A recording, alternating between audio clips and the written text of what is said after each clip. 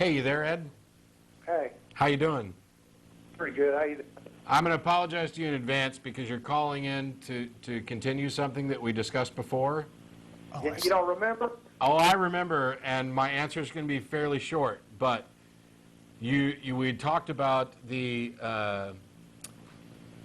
providing a real, tangible benefit to religion that couldn't be achieved by secular means, and you're calling in to say that the fear of hell is an example of that. Yeah, that's pretty good. You did a pretty good job recapping. Yeah, here's my response.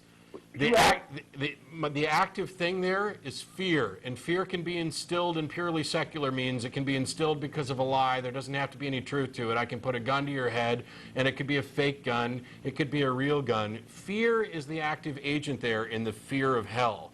You can incite people to action through a fear of hell, a fear of a gun, whatever. That's not a benefit of religion, and I'd argue it's not a benefit in the first place. Well, you've already answered in that part the last time I talked to you. You said it a little differently, but that was the response that you gave, and that Jeff, who I was Jeff to be. By the way, y'all were on early, and I realized but I was not going to ask you why you're on. But then I realized I'm all messed up. And your phone's breaking up too. Yeah, I was going to say, are you on a cell phone or something? Or are you? No, that's another reason I never get to finish these conversations. There's my cell phone is goddamn demon possessed, and little devil I don't want to tell you. But anyway, you said that last time, and I just can't believe that you think that that the idea of omniscient, all-knowing, punishing God replaced by some kind of human threat. I absolutely believe that, because I believe that the idea of an omniscient, all-knowing, punishing God is a fabrication and therefore secular. And I'm talking about there has to be something true behind it in order to be able to demonstrate. I could make up anything. I could make up a God right now and claim that it's all-knowing. And the actual threat, though, is a secular threat. I'm not saying that religion has no benefits. I've always said that religion has benefits. I'm saying that there aren't real benefits of religion that cannot also be achieved through secular means.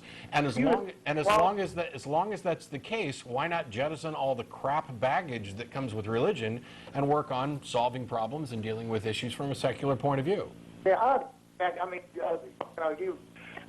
that's a different Dr. Phil, but I still don't understand how what you're saying. I thought I did, now I don't, because I don't believe that the criminal justice system is threats of capital punishment or torture or whatever. I don't think that can replace. Replace what? This nation is 75 to 80% Christian. Do you think that the only people in jails are people who didn't believe in a God? Clearly the threat that you're talking about is ineffective as well. You are you're assuming that I'm saying something that I'm not saying. Okay. I'm not saying that the belief in hell makes people good. I'm saying it may have a benefit. It may have an anthropological survival mechanism. And I'm saying that you haven't demonstrated that there is a benefit, and you also haven't demonstrated that this benefit is exclusive to religion and tied to its truth. Well, that a lie of any origin couldn't be just as effective, if not more effective. Well, the second part that you say I haven't demonstrated, to me, seems self-evident. It seems self-evident. Let me finish. I didn't say a word. Well, hang up on your ass. You do that again. Let him go. I know See what he has to say. I'm kidding, Ed. I'm kidding, Ed. Go ahead. Come on, man. Go ahead. I know you love me. Anyway, God, you messed me up, man. I'm sorry. By the way, changing the subject. Oh, I know please. Last week you said you didn't ever want to talk about this again, but and I'm not going to talk about it. But some guy called in. You talked to somebody, and I want to know what the hell is tag? Transcendental argument for the existence of God. Well, I tell you what. I had a goddamn headache, till Tuesday after I listened to that shit, man. So, Mine's still going on. So. Yeah. I had to go get drunk. Is that what Christian apologetics is? Evidently, and by the way, there's a Christian Apologetics Conference in town here in Austin on March 21st. It's like an all-day Saturday thing at a church in town. Oh, man. Somebody needs to pray for them people because Yeah, because that's effective. messed up. Can't be anymore. Can I flip a coin for those people instead? It can't hurt. Hey, your phone's breaking up, Ed. Anything will work. Well, look, man, I'm going to call you on a landline sometime because I want to finish this. Because I tell you, on my way up, you owe me a damn dinner. And I Okay. think you're too cheap to pay for it. Um, I have met your challenge.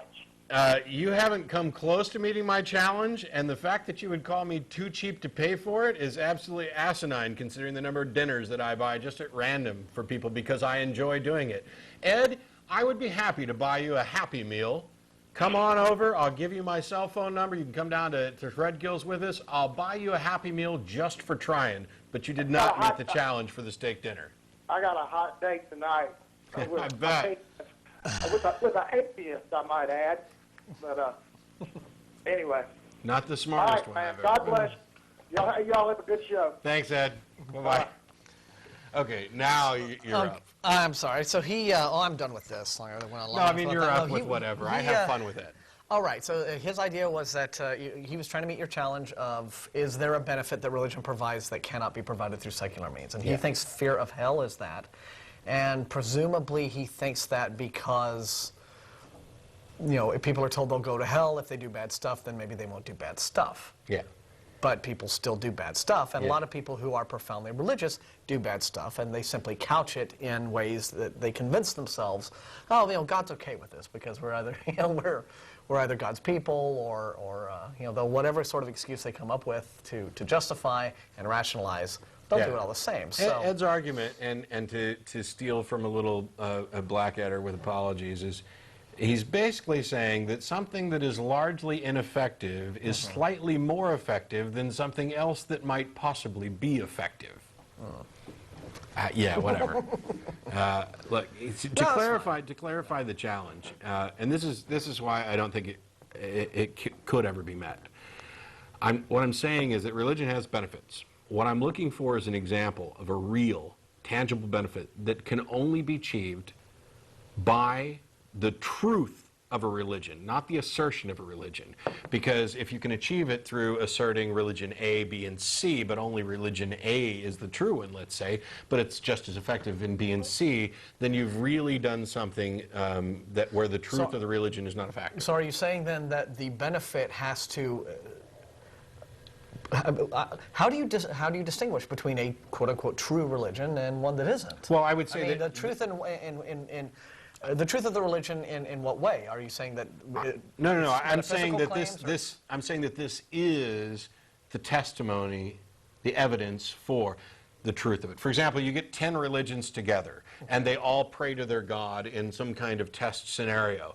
And if religion A comes out with a success rate that far exceeds those others, that is greater than chance, then now you've got a real benefit of this religion that testifies to the truth of it. In other words, testifies to the truth of that religion's God existing? The effectiveness of it. Or just the effectiveness of the religion as with some sort of social... Right, because when we find out that, for example, prayer works, when people say that, what we find is that it doesn't work better than chance, but in the situations where prayer may appear to be effective, it is along the same, it doesn't matter which God you pray to, which tells us that it's not the God or the religion involved. In those cases, it is the very act of praying, and it's not distinct from meditating or calming down and things like that. And that's why I'm saying that, okay, in those areas where there is a benefit, we know we can achieve those same benefits through purely secular means.